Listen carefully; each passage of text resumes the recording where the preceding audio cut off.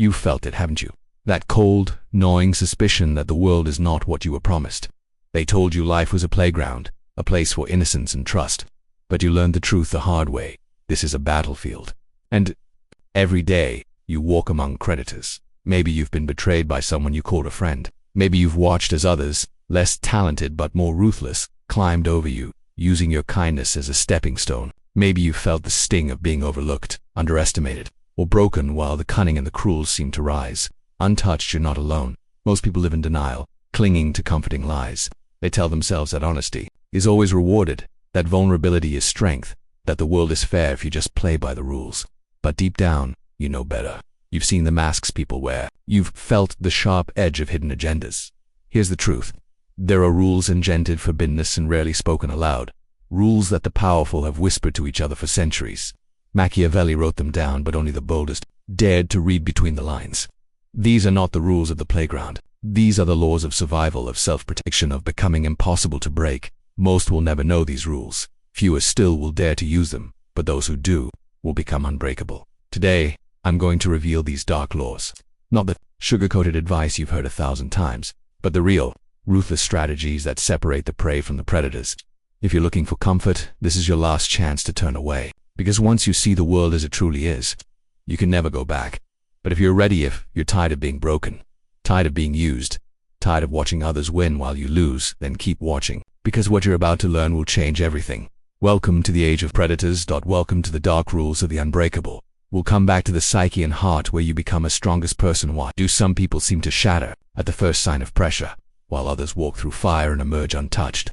The answer is not what you've been told. Modern self-help is a soothing lullaby. It whispers, be vulnerable, be open, trust everyone. The world will reward your honesty. But look around. Is that what you see? Or do you see a world where the naive are devoured, where the trusting are betrayed, and where the open-hearted are left bleeding on the battlefield? Let me tell you a story. A young man, bright and full of promise, enters the corporate world. He believes in teamwork, in sharing his ideas, in trusting his colleagues. He confides in a coworker about a new project he's developing, a project that could change everything. Days later, he watches as that same coworker presents his idea to the boss, claiming it as his own. The young man is left in the shadows, his trust weaponized against him. He learns, too late, that in a world of predators, openness is not always a virtue. Sometimes, it's a death sentence. Or consider the public figure who bears their soul to the world, believing that authenticity will shield them from harm. But the mob is merciless. Every flaw, every mistake, every moment of weakness is dragged into the light, twisted and used as ammunition. The same crowd that cheered their vulnerability now delights in their downfall. This is the brutal truth. Predators hunt the unprotected. The world is not a safe space. It is a testing ground, and only those who understand its darker currents survive. Most people are shattered not because they are weak, but because they are unprepared. They have been taught to lower their guard, to believe that everyone is playing by the same rules. But the rules are not the same for everyone. The powerful play a different game, a game of masks, of secrets, of ruthless self-protection. Think about the times you've been hurt. Was it because you were too guarded, or because you let someone in who didn't deserve your trust? Was it because you were too cold, or because you believed that everyone had your best interests at heart? The comforting lies of modern culture are designed to keep you docile, to make you easy prey. Share everything, forgive everyone, never build walls. But the truth is, walls are what keep you safe. Secrets are what keep you strong. And trust, in the wrong hands, is a loaded gun pointed at your own heart. History is littered with the broken, those who believed the world was kinder than it is. Kings betrayed by their closest advisors. Innovators ruined by those they called friends. Lovers destroyed by the very people they trusted most.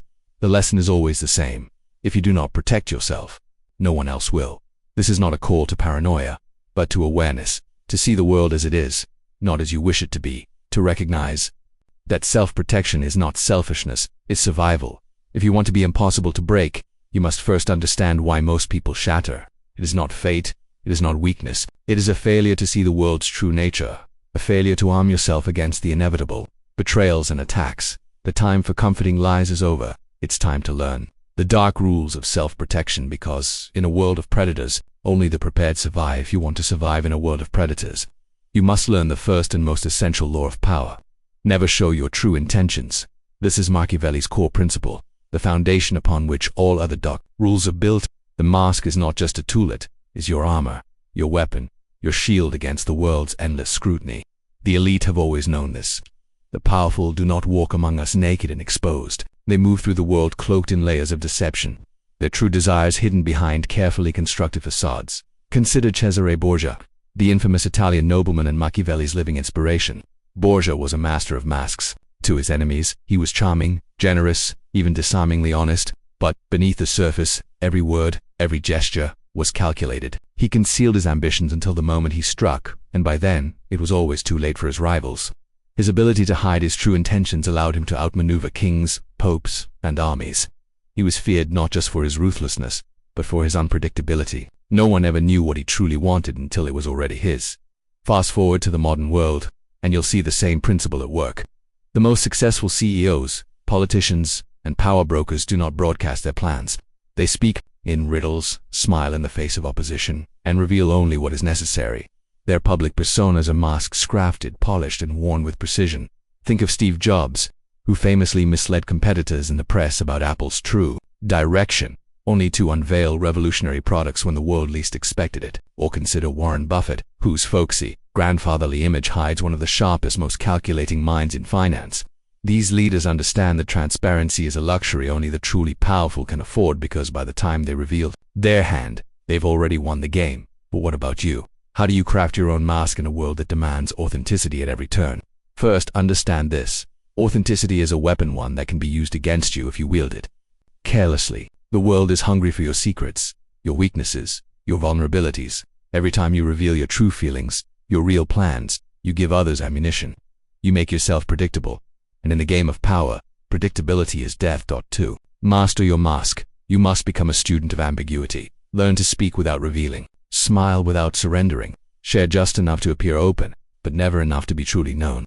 Let others project their desires and fears onto you. Let them underestimate you, misjudge you, think they have you figured out. The less they know, the more control you have. Here's how you begin. Control your reactions. Never let your face betray your thoughts. Practice the art of the neutral expression. When you receive good news, don't gloat. When you're attacked, don't flinch. Your emotions are your own, ever a gift for others to exploit. Speak in layers. Answer questions with questions. Offer information that is true, but incomplete. Let your words be a maze, not a map. The more people try to pin you down, the more elusive you become. Cultivate multiplay. Personas. Be a chameleon. In one room, you are the confidant. In another, the skeptic. In another, the silent observer. Each mask serves a purpose. Each persona, a layer of protection. Guard your intentions. Before you act, ask yourself, what do I want them to believe? Shape your actions to create the desired impression, not to reveal your true goal. Remember, the mask is not a lie, it is a strategy. Observe the masters. Study those who wield power effortlessly. Watch how they deflect, how they charm, how they reveal just enough to keep others guessing. Emulate their techniques, but adapt them to your own style. Transparency is a luxury. It is the privilege of those who have already won, who no longer fear the consequences of being known. For everyone else, the mask is survival. It is a difference between being a player and being played. Machiavelli wrote, "Everyone sees what you appear to be. Few experience what you really are." Let that be your mantra. Master your mask. And you become impossible to break, fail, and you become just another casualty, another open book, torn apart by those who read you too easily. The choice is yours. Will you wear the mask, or will you be worn down by the world? There is a myth that has been sold to you since childhood, that connection is always strength, that the more bridges you build, the safer you become. But Machiavelli, and every true master of power, knew the opposite. To survive, you must become a fortress. Picture a medieval citadel rising above a hostile landscape. Its walls are thick, its gates are guarded, its secrets hidden deep within stone. The fortress is not built for comfort, it is built for survival. It is a sanctuary from betrayal, a shield against the chaos outside. This is the mentality you must adopt if you wish to be impossible to break. The world will tell you to open up, to let everyone in, to trust without question. But look at the fate of those who do. The more doors you leave unlocked, the more vulnerable you become. The more you depend on others for validation, support, or happiness, the easier it is for someone to pull the rug out from under you. History is littered with the ruins of those who built too many bridges and too few walls. Consider the story of Julius Caesar. He was a master at winning allies, but in the end, it was his closest friends, Brutus Cassius, who plunged the knives into his back. His britches became his downfall. Or look at the business world. How many CEOs have been destroyed by trusted partners, by leaks from within, by confidants who turned into competitors? The higher you climb, the more you must guard your inner circle, the more you must become a fortress. Even in modern politics, the most enduring leaders are those who keep their true selves hidden behind layers of protection. They reveal little, trust few, and always keep a part of themselves walled off from the world. Isolation, when chosen, is not weakness.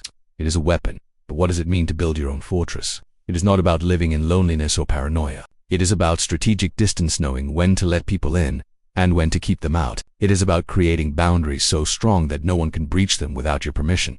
Here's how you begin to build your inner fortress. 1. Emotional fortification. Stop giving everyone access to your emotions. Not everyone deserves to know what you feel or why you feel it. Practice emotional discipline. When you are hurt, do not broadcast your pain. When you are happy, do not flaunt your joy. Let your emotions be your own, not a public spectacle for others to exploit. 2. Psychological boundaries. Guard your thoughts. Not every idea, dream, or fear needs to be shared. The more you reveal, the more ammunition you give to those who might use it against you. Learn to enjoy your own company. Find strength in solitude. The fortress is strongest when it is self-sufficient. 3. Social distance. Choose your inner circle with ruthless precision. Not everyone who smiles at you is a friend. Not everyone who offers help is an ally. Build layers of trust and let only the most loyal pass through each gate. Remember, a fortress with too many open doors is not a fortress at all. 4. Control your environment. Just as a fortress controls who enters and who leaves, you must control the influences in your life. Limit your exposure to toxic people, negative news, and distractions. Curate your world so that it serves your growth, not your destruction. 5. Rituals of reflection. A true fortress is always being improved, its walls inspected for cracks. Set aside time each week to reflect on your boundaries. Who has too much access? Where are you vulnerable? Strengthen your defenses before they are tested. The fortress mentality is not about shutting out the world forever. It is about choosing who and what you allow inside. It is about making yourself so strong, so self-contained, that no betrayal, no attack, no storm can bring you down. Machiavelli wrote, "A wise prince should build fortresses, not only of stone, but of mind." Let your mind be your citadel, let your boundaries be your walls, and let your solitude be your strength, because in a world where everyone is building bridges, the one who builds a fortress becomes impossible to break. There is a power that few possess but all envy. It is not brute strength, nor dazzling intelligence. It is the ability to walk away, to cut ties, to feel nothing when the world expects you to break. This is the art of ruthless detachment, the ultimate shield in a world that feeds on emotional entanglement. Machiavelli understood this better than anyone. In his writings, he warned that loyalty is a double-edged sword. Men are less hesitant about harming someone who makes himself loved than one who makes himself feared. He wrote, "The lesson is clear. Those who are too attached, too loyal, too emotionally invested, become easy targets for betrayal. History is a graveyard of those who could not let go. Consider the fate of King Louis XVI of France. He clung to his advisors, his traditions, his sense of duty long after the tides had turned against him. His inability to detach from the past, to sever ties with those who dragged him down, led him to the guillotine. Contrast this with the cold brilliance of Joseph Stalin. When his closest allies became threats, he cut them off without hesitation. Ruthless, yes, but it was this detachment that kept him in power while others fell. Even in the modern world, the most successful leaders are those who know when to walk away. Steve Jobs was famous for his willingness to fire even his most trusted collaborators if they no longer served the mission. Oprah Winfrey, too, has spoken about the necessity of letting go of relationships that no longer align with her vision. Detach is not cruelty, it is clarity. But how do you cultivate this power without becoming numb, robotic, or inhuman? The answer lies in understanding the difference between coldness and clarity. Ruthless detachment is not about shutting off your emotions, it is about mastering them. It is the ability to feel deeply, but act decisively, to care but not to cling, to love, but not to be enslaved by love. Here's how you begin to practice the art of ruthless detachment. 1. Recognize emotional hooks. Every relationship, every commitment, every dream comes with invisible strings. These are the hooks that others use to control you. The first step is awareness. Ask yourself, what am I afraid to lose? Who am I afraid to disappoint? The more honest you are, the more power you reclaim. 2. Practice the power of pause. When emotions run high, do not react. Pause, breathe, give yourself space to see the situation clearly. Detachment is born in the gap between stimulus and response. In that space, you regain control. 3. Set non-negotiable boundaries. Decide in advance what you will and will not tolerate. When someone crosses the line, enforce your boundary without apology. The ability to say enough is the mark of true strength. Point 4. Embrace the temporary. Nothing lasts forever. Friendships fade, alliances shift, even love evolves. Accepting impermanence allows you to appreciate what you have without being destroyed when it ends. 5. Reframe loss as liberation. When you let go of what no longer serves you, you make space for something greater. Every ending is a beginning in disguise. The pain of detachment is the price of freedom. Machiavelli wrote, "A wise ruler ought not to keep faith when by doing so it would be against his interest." This is not a call to heartlessness, but to self-preservation. The world will try to bind you with guilt, obligation, and sentimentality. But you must remember, your first loyalty is to yourself, your mission. Your future detachment is not the absence of feeling, it is the mastery of feeling. It is the ability to act in your own best interest, even when your heart protests. It is the courage to walk away from what is comfortable, familiar, or expected so you can become who you were meant to be. The art of ruthless detachment is the art of survival. It is the shield that protects you from betrayal, manipulation, and heartbreak. It is the secret weapon of the unbreakable. So ask yourself, what are you holding on to that is holding you back? What ties must you cut to become impossible to break? The answer is not easy, but it is necessary, because, in the end, only those who master detachment can truly master themselves in the game of power. Reality is rarely what it seems. The most dangerous weapon is not brute force, but perception, the ability to control what others see, think, and believe about you. Machiavelli understood this centuries ago. Men judge generally more by the eye than by the hand, for everyone can see and few can feel. The lesson: if you can shape perception, you can shape reality itself. The powerful have always mastered this art. They project strength. Even when they are vulnerable, they hide their weaknesses behind a wall of confidence, charm, or calculated silence. They use misdirection, letting the world focus on one hand while the other is already making its move. Consider the story of Winston Churchill. During the darkest days of World War II, Britain was on the brink of collapse. Supplies were low, morale was lower, and defeat seemed inevitable. But Churchill understood the power of perception. He spoke with unwavering confidence, painting a picture of resilience and victory. His speeches became a shield, not just for himself, but for an entire nation. The reality was grim, but the perception he created was one of unbreakable spirit. And that perception changed the course of history. Or look at modern public figures who have survived scandal and attack by seizing control of the narrative. When Elon Musk faces criticism or controversy, he doesn't retreat. He reframes the story, using humor, bold statements, or even calculated silence to redirect attention. He notes that the first story people hear is rarely the last, but it is often the most powerful. This is the Machiavellian tactic. Control what others see, and you control what they believe. Let them see your strengths, never your doubts. Let them underestimate you. If it serves your purpose, let them believe what you want them to believe. But how do you weaponize perception in your own life? How do you manage your image and reputation, both online and offline? 1. Curate your narrative. Decide what story you want others to believe about you. Are you the calm professional, the creative genius, the unbreakable survivor? Every post, every conversation, every gesture should reinforce this narrative. Consistency is key. People believe what they see. Repeated. 2. Project strength. Even in weakness, when you face setbacks, don't broadcast your pain. Instead, frame challenges as opportunities. Speak about lessons learned, not wounds suffered. The world respects those who rise, not those who complain. 3. Use misdirection. If you must reveal a weakness, do it on your own terms and only to distract from something more important. Let people focus on a minor flaw while you protect your true vulnerabilities. The best secrets are hidden in plain sight. 4. Control your digital footprint. In the age of social media, your online presence is your mask. Audit your profiles.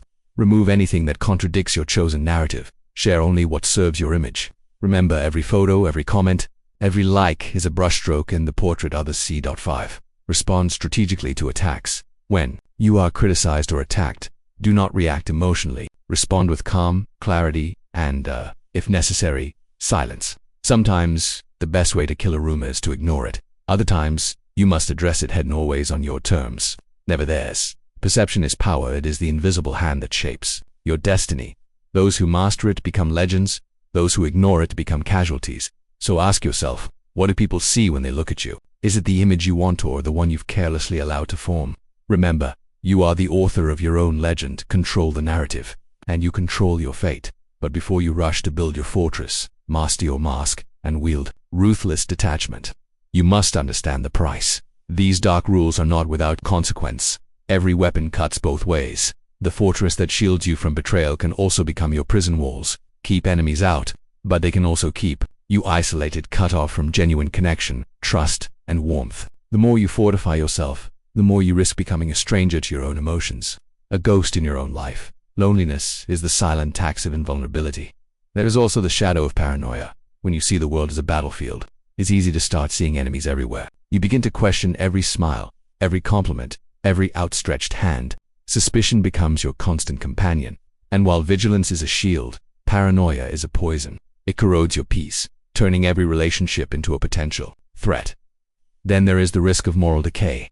When you wear the masks too long, you can forget who you really are. When you cut ties too easily, you may lose the ability to care.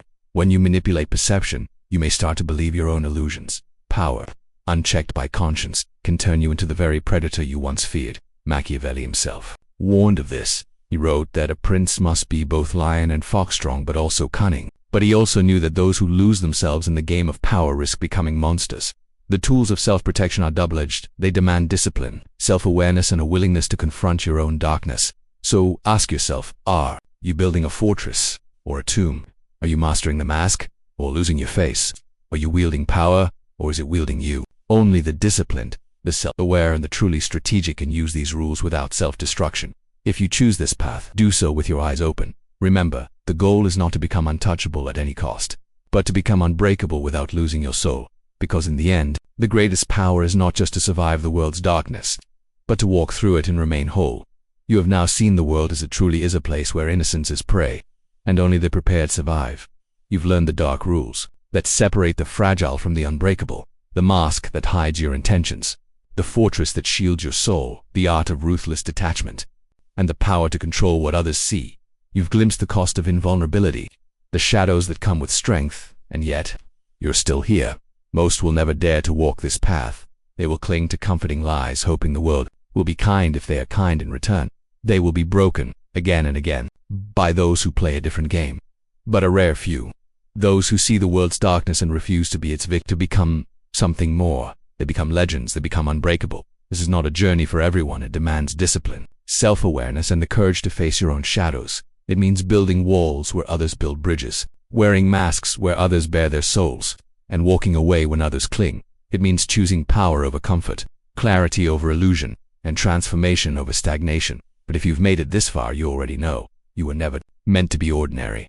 You were born to be one of the unbreakable few. So here is your ritual. If you're ready to claim your place among those who refuse to be controlled, subscribe now. Leave your mark below. Share a moment when you chose strength over weakness, when you saw through the mask, when you built your own fortress. Let the world know you are not prey. You are not here to be broken. This is your initiation. This is your declaration. You are part of the unbreakable few. Remember, the world will always test your defenses. But now, you have the rules. Now you have the power. Welcome to the other side. Welcome to the age of the unbreakable. Like, share, and subscribe. Thank you for watching.